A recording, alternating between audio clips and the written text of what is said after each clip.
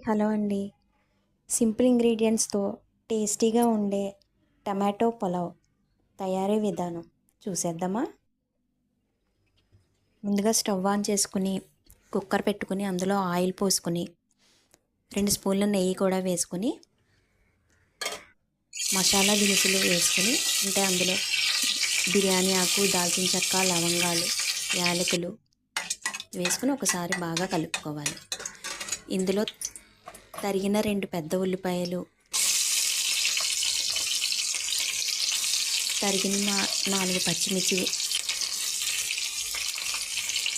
వేసుకుని బాగా కలుపుకోవాలి. ఈ రెసిపీ చిన్నపిల్లల నుంచి పెద్దవాళ్ళ వరకు చాలా ఇష్టంగా తింటారండి. బ్యాచిలర్స్ కూడా చాలా ఈజీగా తయారు చేసుకోవచ్చు. చాలా సింపుల్ ఇంగ్రీడియంట్స్ అండి. ఇంట్లో ఉన్న కొద్ది ఐటమ్స్తోనే చాలా ఈజీగా తయారు చేసుకోవచ్చు. ఇంట్లో కాయగూరలు ఏమీ లేనప్పుడు ఇలా సింపుల్గా తయారు చేసుకుని, దీనికి సైడ్ డిష్ కూడా ఏం అవసరం లేదండి. రైతాతో తినొచ్చు. ఆనియన్స్ అలా ఏమన్నా అదే సలాడ్స్లా చేసుకుని తినొచ్చు అనమాట. చాలా బాగుంటుంది. మా బాబు చాలా ఇష్టంగా తింటారండి ఇది. ఉల్లిపాయ వేగాకండి 2 స్పూన్లు అల్లం వెల్లుల్లి పేస్ట్ వేసి ఒకసారి బాగా కలుపుకొని కొద్దిసేపు మగ్గనివ్వాలండి. ఉల్లిపాయ ఎంత వేగితే అంత బాగుంటుంది. అల్లం వెల్లుల్లి పేస్ట్ పచ్చివాసన పోయే వరకు మగ్గపెట్టుకోవాలండి. నోటికి ఏదన్నా తినాలి, కొంచెం పుల్లగా అలా తినాలనిపించినప్పుడు, అంటే రుచి ఏది లేనప్పుడు ఇలా తినాలనుకుంటే కనుక ఈ రెసిపీ ట్రై చేయండి. నేను చెప్పినట్టు చేయండి, చాలా బాగుంటుందండి. ఉల్లిపాయలు బాగా వేగాలండి. అవి ఉల్లిపాయలు ఎంత వేగితే అంత టేస్టీగా ఉంటుందండి బిర్యానీ. మీరు ఇందులో కావాలంటే క్యారెట్, బంగాళదుంప, ఇంకా వేరే ఏమైనా బఠానీ ఇవన్నీ కూడా వేసుకోవచ్చండి. కాకపోతే సింపుల్గా వండుకోవాలి అనుకుంటే కనుక ఇలా సింపుల్గా అవి ఏమీ లేకుండా వేసుకోవచ్చు. ఉల్లిపాయలు వేగిన తర్వాత అందులో కొద్దిగా కొత్తిమీర వేసి బాగా కలపాలండి. ఈ సీజన్లో పిల్లలకి ఇష్టంగా వేడివేడిగా ఇలా టమాటా పులావ్ చేసి పెట్టండి, చాలా ఇష్టంగా తింటారండి. టమాటాలు వేగాక 1 స్పూను గరం మసాలా,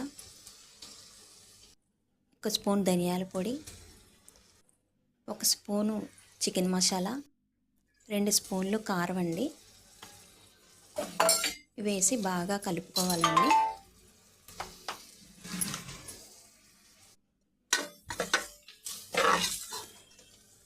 కారం వద్దనుకున్న వాళ్ళు కారం స్కిప్ చేసేయచ్చండి.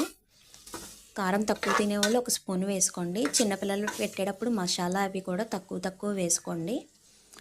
నేను మొత్తం ఫ్యామిలీకి కలిపి వండేసానండి. పాపకి కొంచెం రైతా కానీ కర్డ్ కానీ వేసి కలిపి పెడతాను. ఈ మసాలా కూడా ఆ ఉల్లిపాయలకి దానికి బాగా పట్టేలాగా మసాలా పచ్చివాసన పోయేలాగా వేపుకోవాలండి. ఈ మసాలా వేగాక 3 టమాటాలు ప్యూరీ చేయాలండి. ప్యూరీ అయితేనే బాగుంటుంది టేస్టీగాని. పీసెస్లా కట్ చేసినా అంత టేస్ట్ ఉండదండి. దాంట్లో 2 స్పూన్లు ఉప్పు, సరిపోకపోతే మళ్ళీ ఒకసారి టేస్ట్ చూసి మళ్ళీ వేసుకోండి. వేసి బాగా కలపాలండి. టమాటా కూడా బాగా మగ్గాలి. మొత్తం నీరంతా ఎగిరిపోయి ఆయిల్ పైకి తేలేలాగా బాగా వేపుకోవాలన్నమాట. టమాటా ఎంత బాగా మగ్గితే అంటే స్మెల్ రాకుండా, పచ్చివాసన రాకుండా ఉంటుందండి టమాటా టేస్ట్. ఆ పులుపుదానం దిగి టేస్టీగా ఉంటుంది. మూత పెట్టేసుకోవాలి తర్వాత మగ్గడానికి. ఆ టమాటా అది మగ్గిపోయిన తర్వాత నానబెట్టుకున్న బాస్మతి రైస్ అండి. నేను 2 గ్లాసులు బాస్మతి రైస్ వేసుకున్నానండి.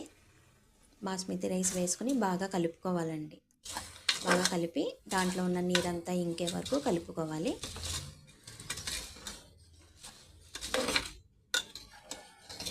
నీరు ఇంకిన తర్వాత దానిలో అంటే 2 గ్లాసుకి గ్లాసున్నర వాటర్ వేయాలండి. ఒక్కో గ్లాస్కి గ్లాసున్నర వాటర్ అనమాట. అంటే నేను 2 గ్లాసులు వేసాను కాబట్టి 2 గ్లాసులకి 3 గ్లాసులు వాటర్ వేసి కలుపుకోవాలండి.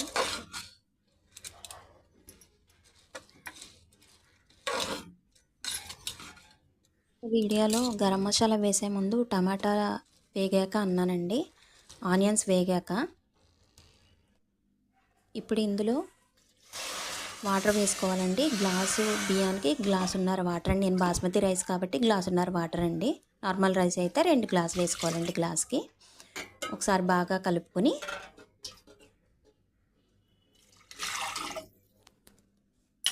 మూత పెట్టుకోవాలండి.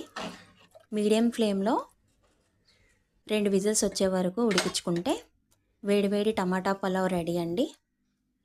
మీకు ఈ వీడియో నచ్చితే లైక్ చేయండి, సబ్స్క్రైబ్ చేయండి, కామెంట్ చేయండి. ఏమన్నా పొరపాట్లు ఉంటే నాకు ఫస్ట్ టైం కాబట్టి.